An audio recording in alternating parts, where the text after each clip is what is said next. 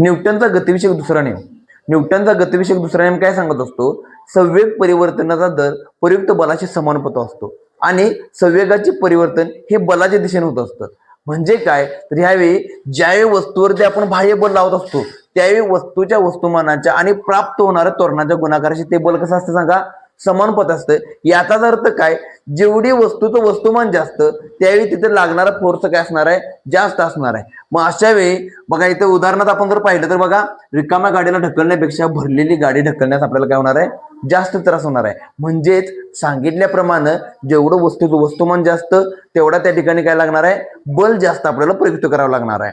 त्याच पद्धतीनं जास्त बल लावल्यास वस्तूला जास्त त्वरण मिळते. म्हणजे वस्तूला त्वरण मिळते म्हणजे काय तर एकक कालावधीमध्ये वस्तूच्या वेगात काय होत असतो? बदल असतो. वस्तूच्या जागेमध्ये बदल होत असणार आहे त्या पटीनं